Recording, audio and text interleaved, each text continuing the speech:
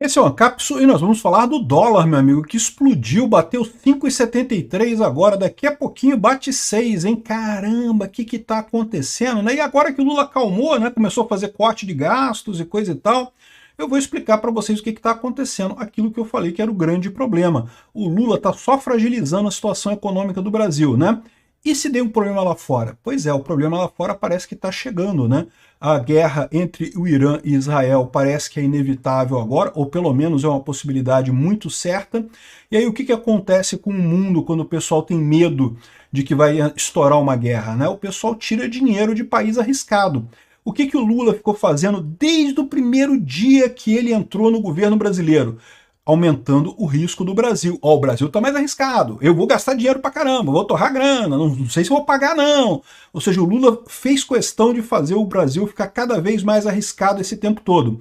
Chegamos agora numa situação crítica, um evento externo, que o Lula não tem controle realmente, só que o que acontece?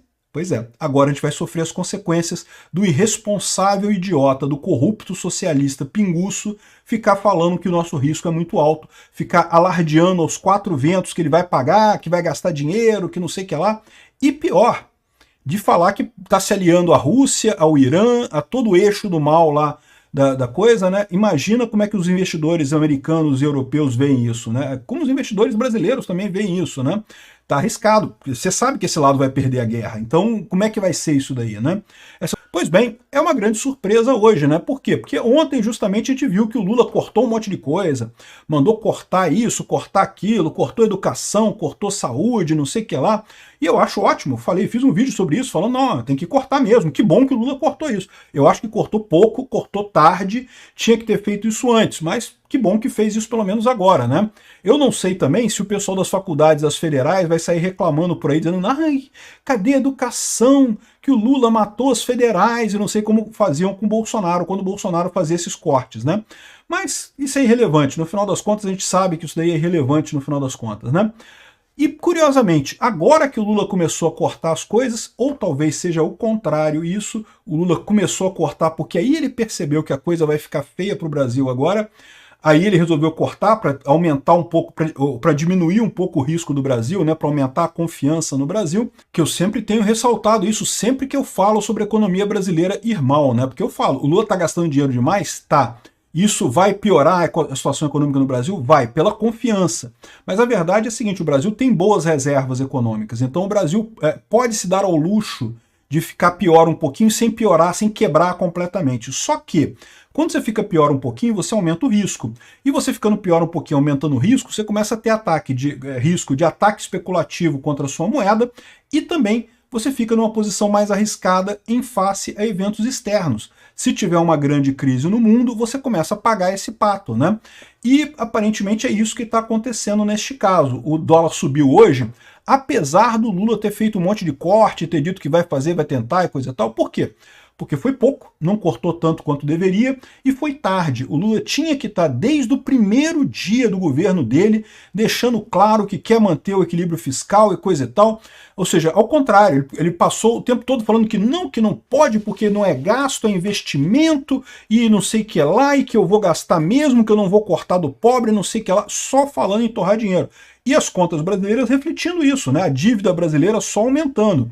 E aí, de repente, é aquilo que eu falo para vocês. Vai quebrar o Brasil completamente só por essas medidas do Lula? Não. Pode aumentar a inflação, pode aumentar os juros, a economia pode ir mal nos próximos meses, nos próximos anos por conta disso, mas não vai quebrar o país. Mas aí que tá. Você não quebra o país, mas você aumenta o risco do país. E quando você aumenta o risco do país, essas duas coisas podem acontecer. Um ataque especulativo contra a moeda e um problema externo, uma crise externa que aí sim jogue o Brasil no buraco. E eu vou te dizer mais, o caminho para o buraco do Brasil mais próximo chama-se China, porque o que está acontecendo agora é uma briga entre Israel e Irã, né? A gente não sabe como é que vai acontecer. Tomara mesmo que não seja nada demais, que o Irã jogue lá umas bombinhas em Israel, Israel joga umas bombinhas no Irã e pare por aí, que não saia nada além disso, né?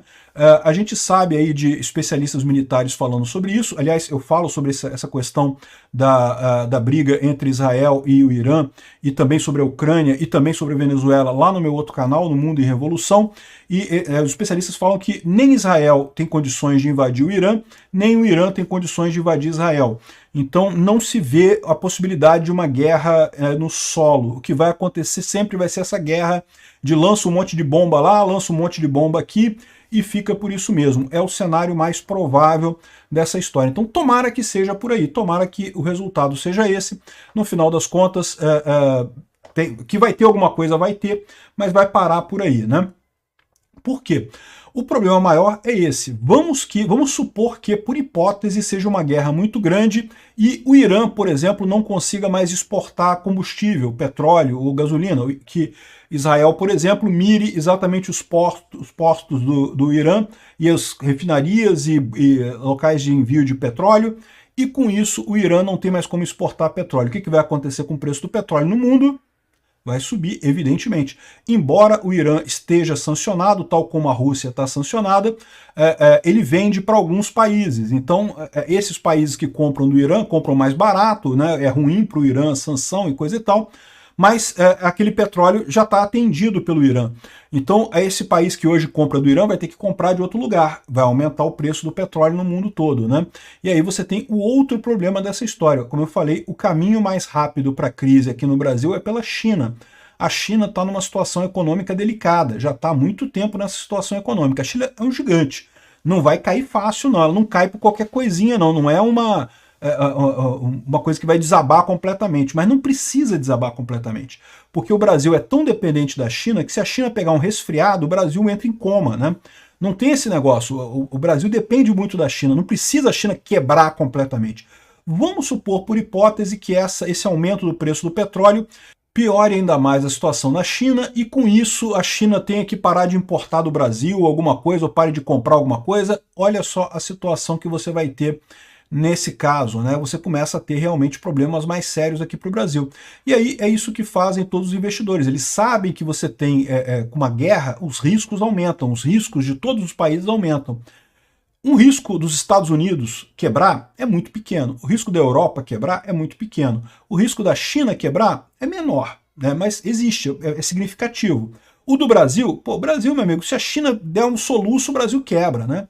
A gente viu isso acontecer, talvez o pessoal mais novo não tenha visto isso, mas a gente viu isso acontecer várias vezes em várias crises aqui no Brasil, exatamente esse comportamento, né?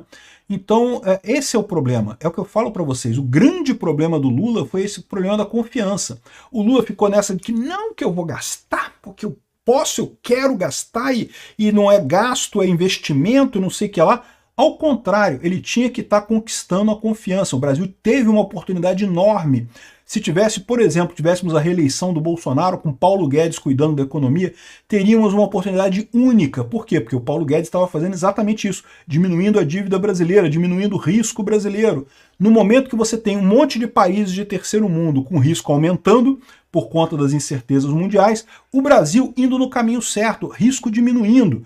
Cara, a gente perdeu em 2022 elegendo esse pinguço corrupto, a gente perdeu a oportunidade da vida no Brasil. Nunca mais o Brasil vai ter outra oportunidade dessa. A gente estava extremamente bem posicionado e com um governo que reduzia o risco Brasil. Ah, mas o pessoal, não, mas Bolsonaro fala coisas muito duras, fala coisas inadequadas. Vamos botar o Lula. O que tem de errado? O que pode dar errado se a gente botar um pinguço corrupto na presidência do país? O que pode dar errado, né? Pois é o que está dando errado. O Lula começou a jogar o risco Brasil lá para cima, por quê? Porque ele fala o tempo todo em torrar dinheiro, ele fala em responsabilidade fiscal como se fosse uma coisa assim, ah, não, tem que agradar o mercado e coisa e tal. Não, responsabilidade fiscal é basilar, é importante para a economia, não é o mercado não, é para agradar o povo mesmo, o povo precisa de responsabilidade fiscal, né? E aí, o grande risco é esse. O Brasil está frágil, está numa situação com um governo que ninguém acredita, com risco alto. O que vai acontecer agora? Vai acontecer uma crise internacional. E aí pronto, né? Então tá aqui, o dólar subindo muito forte aqui, é o maior valor desde sempre. Teve outros fatores também, tá? O Banco Central do Brasil manteve os juros em 10,5%. Mas o ponto não é esse, o ponto é que ele já sinalizou que os juros vai ter que aumentar até o final do ano, ou seja, está em 10,5% e não vai cair mais, e talvez vá subir até o final do ano, os juros aqui no Brasil. Por quê? Por causa da gastança desenfreada do Lula, né? Ou seja, a gente está ficando agora numa situação cada vez mais aflitiva, cada vez mais complicada. Além disso, o Fed lá nos Estados Unidos também manteve os juros também. Só que sinalizou que pode ter um corte em setembro. E você sabe, quando tiver um corte de juros em setembro, significa que quem investe nos Estados Unidos passa a ganhar menos. Qual que é o incentivo que dá para o pessoal? Vou levar meu dinheiro para os Estados Unidos, porque eu ganho mais investindo agora. Em setembro eu vou ganhar menos, então eu vou levar agora. Então muito dinheiro indo para os Estados Unidos já por conta disso, né? É verdade que quando os juros caírem lá em setembro, isso pode ajudar o Brasil. Os juros nos Estados Unidos caiu um pouco, os juros do Brasil subiu. O que vai acontecer? Né? O Brasil é mais arriscado, mas paga melhor. Então muita gente pode pensar, pô, vou tirar meu dinheiro dos Estados Unidos, vou botar no Brasil. Pode ser que melhore em setembro. Mas a verdade é que o grande ponto nessa história é justamente a insegurança, né, o risco. E o Brasil, o pinguço corrupto do Lula, deu mais do que sinais de que não está nem aí para equilíbrio fiscal, que vai torrar dinheiro mesmo. O resultado é esse.